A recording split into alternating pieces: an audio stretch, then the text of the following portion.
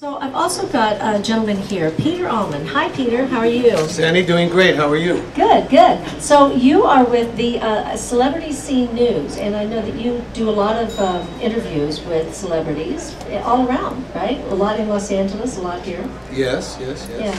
So tell us about that. How did you get involved in that? Well, my mother was a singer. So because she was a singer, I went to acting school in New York City. Oh, you did? Yeah. Okay. And it started out that way. And actually, I came to Las Vegas as an entertainer and opened at a couple of hotels here. You were singing? Yeah. Oh, great. Yeah. It's good to bop bop, skinny do bop bop. But later on, I've got country. No, I'm sorry, jazz. Yeah. No, but I have a special guest I'm bringing on the show, who is a remarkable individual, and he helped make Las Vegas a live entertainment capital. And he's also an entertainer. And he's also an entertainer. That's Mr. Michael Leonetti. That's right. And I'm here for a twofold purpose, because currently, for the last 5 years, I've been in Los Angeles producing motion pictures. And a guy by the name of Damien Chapa from Blood In and Blood Out got me into the business when I interviewed him and said, "Hey, you're sharp. Why don't you come and help me produce these movies? You know, I'll make you a producer." So currently, there's 3 films out that the people out there can see, and that one is called Brando Unauthorized.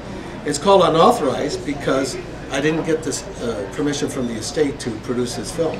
It's all about Marlon Brando through his son Christian. It's a rather sad story, and it's out digitally. And then there's another film called Killer Priest. And that is about the one world government. It's about the priests, the pedophiles, and whatnot. Right. Very controversial. And the third one, not light subjects. not light subjects, but I like controversy. Yeah. It's called Vatos, Locos, and we have 1 million hits on that on YouTube. And that was in Walmart's. So those are the 3 that are out now. Vatos Locos. Vatos Locos. And what is that about? That's about the Mexicans and the Asians and the drug cartel that's going on right now. I discovered a young man by the name of Gabriel Tang in there. But we're here today for a very important reason. I want to get the message out to the Italians that are listening to your show, Sandy. Okay. And it's all about heritage. Don't lose track of your heritage. Oh, that's so important. Exactly. So Little Italy started back in the 1800s. And even Martin Scorsese, who currently is very much interested in protecting the historic value of Little Italy. So we have a film, and I've been doing this project now for about a year with Rich Rossi Films, called Saving Little Italy. With Vinnie Velli, we've talked to Al Pacino. I've got to raise the money to pay Al, obviously. And so it's a comedy, but it has a strong message. And that is, don't lose track of your heritage. Well, you know, it's so important because when we all came over, I mean, our ancestors came over to this country, immediately they were advised basically to let go of that, let go of where they came from. Even my great-great-grandfather came over here, and his name was Castellano, and they changed it to Kastel with a K, you know. And all of my life, everyone's asked me, "Oh, is that spelled with a C? Is it spelled with a C?" I don't care if I say K until I'm blue in the face. They're always, you know. And so right off the bat, it was changed, and you know, and I know that's probably happened to a lot of us who've come over. It has, because my real name is Allman, and my parents are from Zurich, you know, Switzerland. Zurich, yes. So I changed it to Allman because, you know, they always say, "Well, there's the man. He's on the scene. He's always on the scene." He's always on the scene. Yeah, Mark Bridgers is always here. You know, when I'm in town, he's there. We're covering something, doing something, as he does with you. Right. And Mark Bridgers, a great, talented videographer, no doubt. He is, yeah. But for people that are really serious out there in the restaurant here, if you're really serious and you want to know more about your heritage, check out our trailer. It's SavingLittleItaly.com. That's SavingLittleItaly.com. Like the boys would say, you know? No, it'd be more like us. So that's very important. And, you know, I think that this is a business, whether you're in Las Vegas trying to produce a film, because the mayor wants me to bring a film project here. I'm talking about Mayor Carolyn Goodwin. And, of course, her husband and I are good friends, and he gave me a proclamation a while back. We'd love to have something like that filmed here, I'm sure. Yeah, well, you know? we have to, number one, Little Italy, there's Little Italies all over the United States, but more importantly, the original Little Italies in New York City. Obviously, most of the action will take place there. There's actually 2 of them there. There's one in the Bronx and one in Manhattan. Right, but the one we're doing the main one is in Manhattan. In Manhattan. Right, and we'll do that.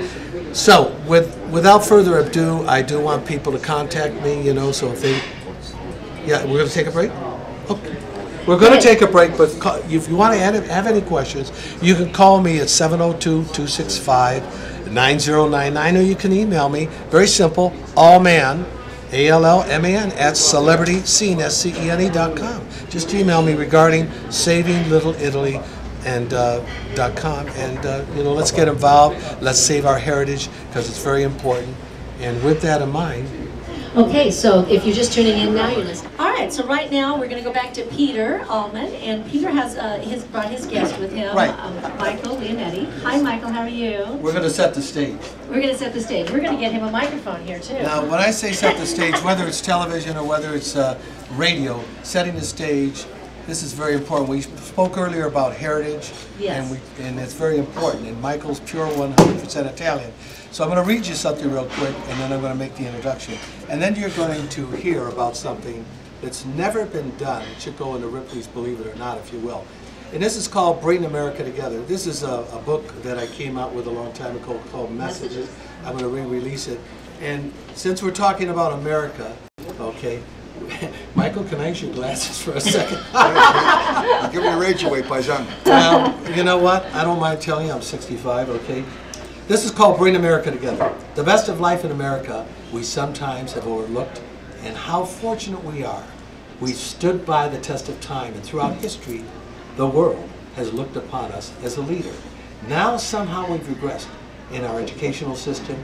Prayers have been taken out of schools, but in times of despair, let's bring America together. Let's bring America together. This is a day and age, my friends, where throughout history, drastic changes occur in our lives. The Vietnam War, the Civil War, Desert Storm, the riots of Watts, the Iraq War, they've all taken a toll on our society. And now in the 21st century, the bombing of human beings by a jet to prove a point by the terrorist. Let's bring America together. Let's bring America together. And that's why we're going now. Hearing the gift of life of our loved ones can vanish at any given moment. Let's bring America together, bring America together. You and I, no matter where we're from, let's work together in harmony. Let's keep ethical. Let's be honest with each other. And let's have honesty in our judicial system. Let's bring America together. Here, here. Okay, so now, ladies and gentlemen, thank you very much, thank you. So now, ladies and gentlemen, I've known this gentleman for approximately 22 years. He's helped make Las Vegas the live entertainment capital of the world. When I, knew him back 22 years ago, I was, writing and producing television shows. But now today, he's done something that no other individual has done in the history of the prison system. He's written, produced, and directed, and wrote 60-some biblical plays. Ladies and gentlemen, Michael Leonetti, and you take it away, Sandy. Thank you, Sandy. Hi, Michael. How are you doing? Love Pete's here, right? I know. That was wonderful. So tell us, I understand that you guys are working on a project together, and you have written actually over 60, is it over 60 or 80? 60. Over 60 plays that are... Well, in 2000, I was the owner of Las Vegas Image magazine.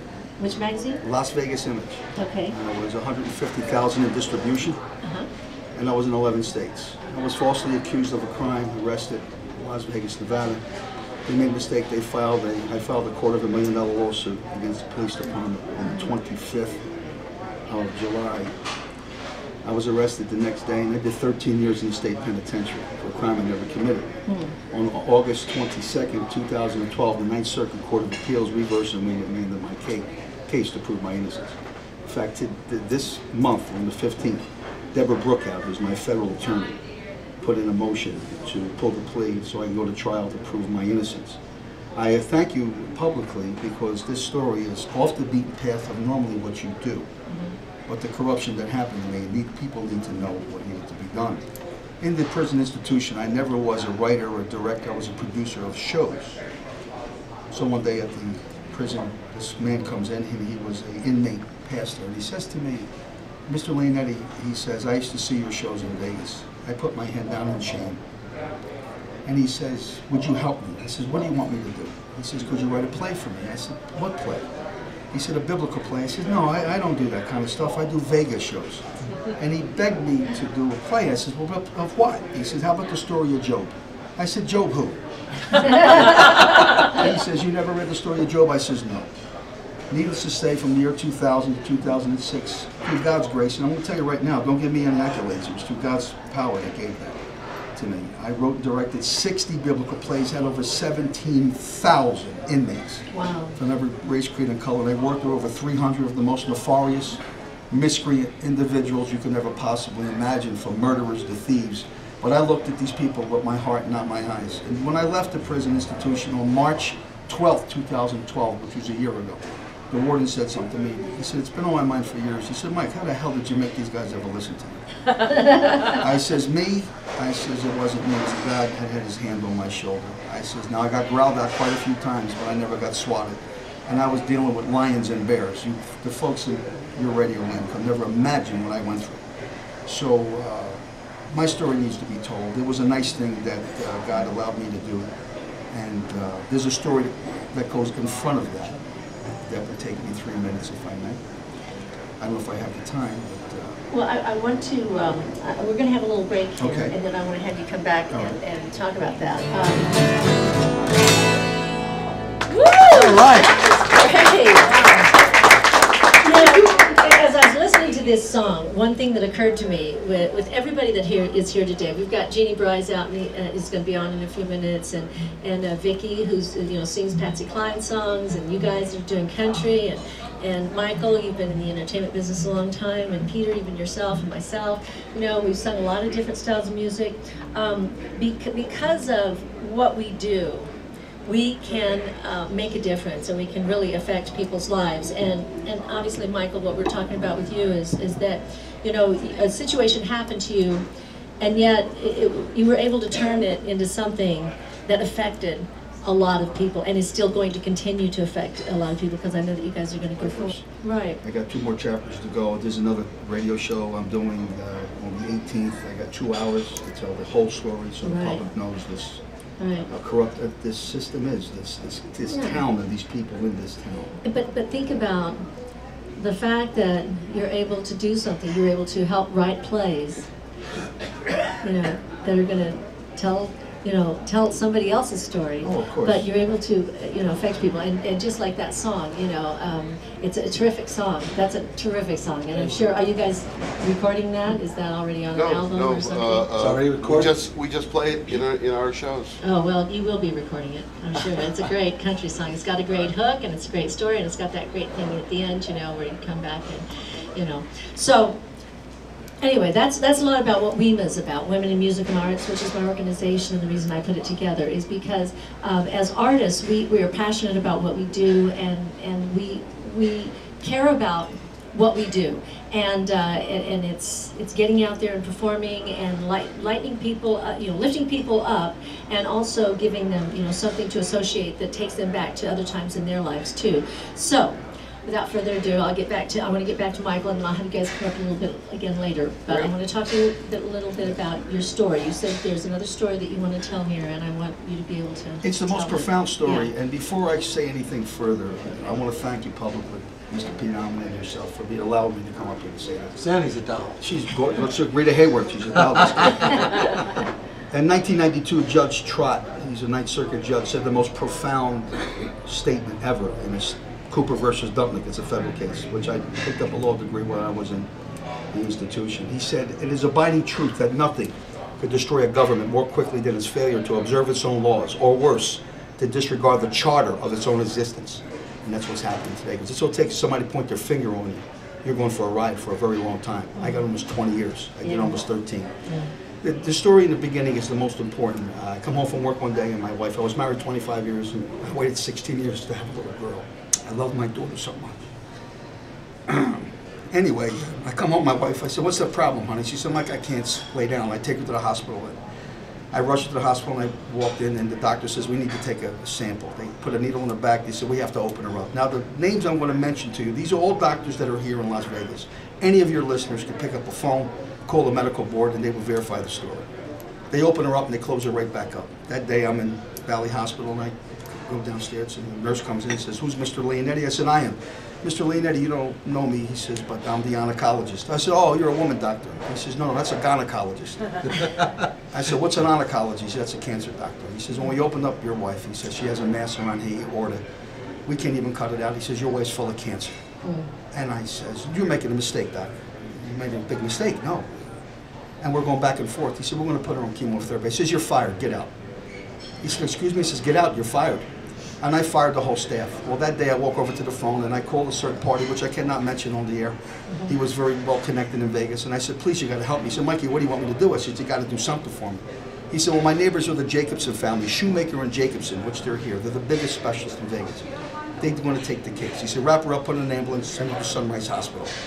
He says, "And we'll take the case." That night I go home to my house that I lived at 6287 Fairbanks for 18 years. It was the most humblest home, but it was my house, my castle. As I opened up the door of my home, I looked around, I said, "Dear God, I don't want this place if something should happen to her." Just as I said that, the phone rang. I go, "Hello, is this Mr. Leonetti?" "Yes, it is." He said, "My name is Dr. Bill Marinon." Now, Bill's one of the biggest surgeons now. He became a writer for my magazine after this. He says, "I was instructed that you fired me, my staff, and everyone else." He says, "Yes, I did." He said, "Mr. Leonetti, I never seen anything like that." He says, "Please, I'm begging you, let me put her on chemotherapy." And from the top of my lungs, I screamed. I said, "Stop." I said, "I don't want to hear this." He says, "Please, I'm begging you." I said, "On one condition, don't hurt her." He said, "I won't." The next day, I go to the hospital. I looked at my daughter. She was about 7. That kid was so bad, she was running up and down. I said, "Dear God, whatever you do, don't take this woman from this child, because I won't be able to do it." As I looked at my wife, she had the same look my father had before he died. Because when someone's dying, there's a certain look you got. Go into any hospice and you'll see what I'm talking about. And I sat on the bed and I said, "Honey, they got to operate on me again." And she says, "Mike," she says, "I can't take the pain." I said, "They have to." As she went to sleep, I walked out of that hospital. I followed her and said, "Where are you going?" I said, "I'll be right back." Now I want this people in this audience and in TV land and radio land to listen very carefully. I went to St. Vitus's Church. And I walked into that church. As I looked, I didn't see a priest or parishioner, nobody. I walked up to the altar. I said, "Dear God, I'm not a praying man, but take me. Take me," I said. Don't take my family." I must have stayed 5 minutes. I can't remember how long I stayed. The next morning, they opened her up, and they didn't find 1 stitch of cancer. Nothing. Now, I believe in my heart that Satan was in the church that day. And he said, "Give me this guy that you love so much. Let me do anything to him, and he'll curse you to your face." God says, "You can have him, but you must not hurt him." He said, "I won't touch him." A year to the day, I get caught with this false crime. I lose my wife, my daughter, my home, my family. And I was put in a dungeon for 13 years for a crime I never committed.